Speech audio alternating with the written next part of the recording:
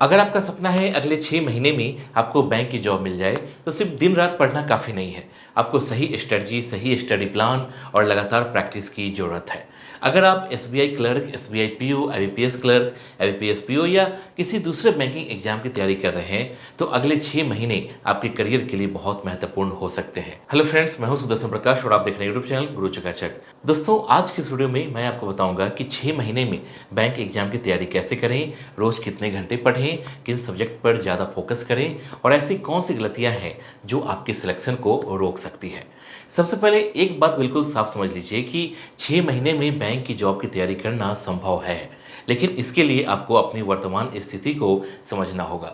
अगर आपका मैथ्स बहुत कमज़ोर है, इंग्लिश समझने में परेशानी होती है और रीजनिंग भी आपने कभी नहीं पढ़ी, तो आपको शुरुआत बेसिक लेवल से करनी होगी। वहीं अगर आप पहले से तैयारी कर रहे हैं और आपको सीधे प्रैक्टिस, स्पीड और मॉक टेस्ट पर ज़्यादा फोकस करना चाहिए। इसलिए किसी दूसरे स्टूडेंट का टाइम टेबल कॉपी करने के बजाय अपनी तैयारी के लेवल के हिसाब से प्लान बनाइए। दोस्तों, बैंकिंग एग्जाम की तैयारी शुरू करने से पहले आपको एग्जाम पैटर्न समझना बहुत ज़रूरी है।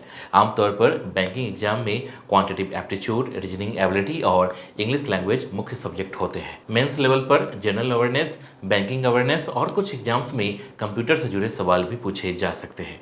दोस्तों, अलग अलग एग्जाम्स का पैटर्न थोड़ा अलग हो सकता है, इसलिए जिस एग्जाम को टारगेट कर रहे हैं उसका लेटेस्ट नोटिफिकेशन और सिलेबस जरूर देखिए। दोस्तों, बिना सिलेबस समझे पढ़ाई करना ऐसा है जैसे बिना रास्ता जाने किसी मंजिल की तरफ निकल जाना। अब सवाल आता है कि 6 महीने की तैयारी को कैसे बांटा जाए। तो पहले 2 महीने आपका पूरा फोकस बेसिक कंसेप्ट मजबूत करने पर होना चाहिए। क्वांटिटेटिव एप्टीट्यूड में simplification, approximation, number series, percentage, ratio, average, profit and loss, simple interest, compound interest, time and work, time speed and distance और डेटा इंटरप्रिटेशन जैसे टॉपिक्स को अच्छे से समझिए। शुरुआत में स्पीड की चिंता मत कीजिए। पहले सवाल सही तरीके से सॉल्व करना सीखिए, क्योंकि गलत मेथड से तेज सवाल करने का कोई फायदा नहीं है। रीजनिंग में शुरुआत inequality, syllogism, coding decoding, blood relation, direction, ranking and alphanumeric series जैसे टॉपिक से कीजिए। इसके बाद धीरे धीरे सिटिंग अरेंजमेंट और पजल पर आइए। बहुत से स्टूडेंट सीधे कठिन पजल से शुरुआत करते हैं और जब सवाल नहीं बनते तो उन्हें लगता है कि रीजनिंग उनके बस की बात नहीं है। ऐसा बिल्कुल नहीं है। पहले छोटे और आसान सवालों से अपनी समझ मजबूत कीजिए, फिर धीरे धीरे लेवल बढ़ाइए। बैंकिंग एग्जाम में पजल और सिटिंग अरेंजमेंट बहुत महत्वपूर्ण हो सकते हैं, इसलिए इन्हें छोड़ने की गलती मत कीजिए। दोस्तों, इंग्लिश को लेकर बहुत से स्टूडेंट्स पहले से ही डर बना लेते हैं। अगर आपकी इंग्लिश कमज़ोर है तो आपको रोज़ कम से कम 30 से 45 मिनट इंग्लिश के लिए देने होंगे। रोज़ थोड़ा इंग्लिश पढ़िए, नए वर्ड सीखिए और ग्रामर के बेसिक रूल्स समझिए। इसके साथ error detection, fillers, cloze test, reading comprehension, sentence rearrangement और वोकैबुलरी पर प्रैक्टिस कीजिए।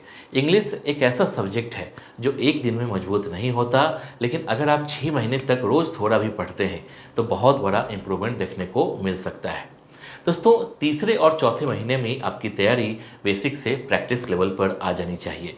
अब सिर्फ चैप्टर पढ़ने से काम नहीं चलेगा, आपको ज़्यादा से ज़्यादा क्वेश्चंस सॉल्व करने होंगे। हर टॉपिक को पढ़ने के बाद उसका सेक्शनल टेस्ट दीजिए और देखिए कि आप कितने समय में कितने सवाल सही कर पा रहे हैं। बैंकिंग एग्जाम में सिर्फ नॉलेज नहीं, स्पीड और एक्यूरेसी दोनों जरूरी है।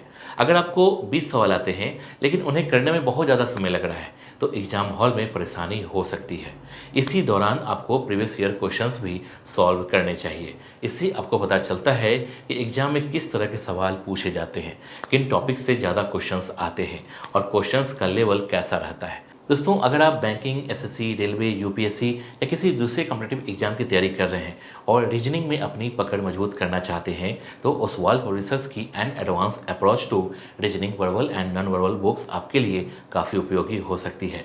इस बुक में वर्बल रीजनिंग के 29 और नॉन वर्बल रीजनिंग के 16 चैप्टर्स दिए गए हैं, जिसमें series completion, analogy, classification, coding decoding, blood relations, puzzle test, direction sense, logical Venn diagram, mathematical operations, statement conclusion, mirror images, water image, figure matrix, paper folding and cutting और cubes and dice जैसे महत्वपूर्ण topics शामिल है।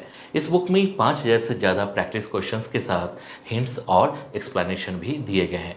साथ ही previous year questions भी शामिल हैं, जिसमें आप एग्जाम के डिफिकल्टी लेवल को बेहतर तरीके से समझ सकते हैं। बुक का लिंक डिस्क्रिप्शन में है। दोस्तों, प्रीवियस ईयर क्वेश्चंस को सिर्फ आंसर देखने के लिए सॉल्व मत कीजिए। हर गलत सवाल का कारण समझिए। क्या कंसेप्ट कमजोर था, कैलकुलेशन में गलती हुई, सवाल समझने में परेशानी हुई या टाइम प्रेशर की वजह से गलत आंसर किया। जब आप अपनी गलती का असली कारण पकड़ेंगे तभी इम्प्रूवमेंट होगा। 5वें और छठे महीने में आपका सबसे ज़्यादा फोकस मॉक टेस्ट, रिवीजन और एग्जाम स्ट्रेटजी पर होना चाहिए। अब आपको फुल लेंथ मॉक टेस्ट देना शुरू कर देना चाहिए। शुरुआत में मार्क्स कम आए तो घबराने की ज़रूरत नहीं है। मॉक टेस्ट का असली फ़ायदा मार्क्स देखने में नहीं बल्कि अपनी गलतियाँ खोजने में है। अगर आपने 1 घंटे का मॉक टेस्ट दिया है तो उसके एनालिसिस में ज़रूरत पड़ने पर उससे भी ज़्यादा समय दीजिए।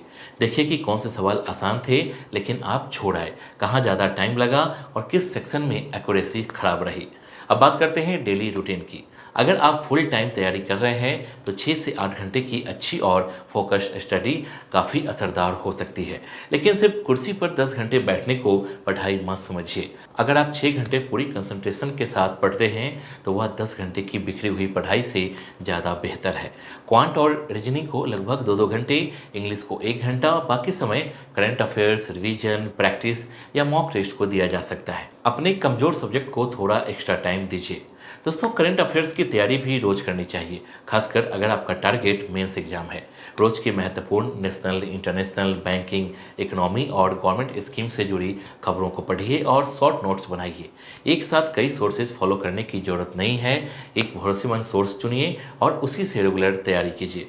साथ ही वीकली और मंथली रिवीजन जरूर कीजिए, क्योंकि करंट अफेयर्स पढ़ना आसान है लेकिन लंबे समय तक याद रखना मुश्किल होता है। दोस्तों, एक और जरूरी बात है कि हर सप्ताह अपनी तैयारी का रिव्यू कीजिए।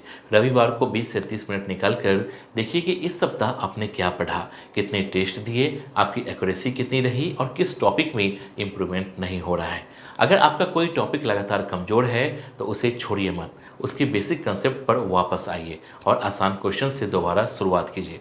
तैयारी में कमजोरी छिपाने से सिलेक्शन नहीं होता, कमजोरी दूर करने से होता है। दोस्तों, आखिरी 30 दिनों में कोई नया और बहुत बड़ा टॉपिक शुरू करने से बचिए, खासकर अगर पुराना सिलेबस अभी ठीक से रिवाइज नहीं हुआ है। इस समय आपका focus revision, mock test, previous year questions और कमजोर टॉपिक्स की प्रैक्टिस पर होनी चाहिए। अपनी शॉर्ट नोट्स, फार्मूलाज और गलत किए गए क्वेश्चंस को बार बार देखिए। एग्जाम से पहले वही स्टूडेंट ज़्यादा कॉन्फिडेंट होता है जिसने पढ़ी हुई चीज़ों को कई बार रिवाइज किया हो। तो दोस्तों, अगर आपको 6 महीनों में बैंक की जॉब चाहिए तो आपको 3 चीज़ों पर सबसे ज़्यादा ध्यान देना होगा: सही स्ट्रेटजी, रोज की कंसिस्टेंसी और लगातार प्रैक्टिस। अगर आपको यह वीडियो पसंद आई हो और बैंकिंग एग्जाम की तैयारी से जुड़ी यह जानकारी आपके लिए यूजफुल रही हो तो वीडियो को लाइक और शेयर जरूर कीजिए। साथ ही करियर, एजुकेशन, गवर्नमेंट जॉब्स और कॉम्पिटिटिव एग्जाम से जुड़ी ऐसे ही आसान और काम की जानकारी के लिए यूट्यूब चैनल को सब्सक्राइब करके बेल आइकन जरूर दबा दीजिए। मिलते हैं अगली वीडियो में एक और महत्वपूर्ण टॉपिक के साथ। जय हिंद।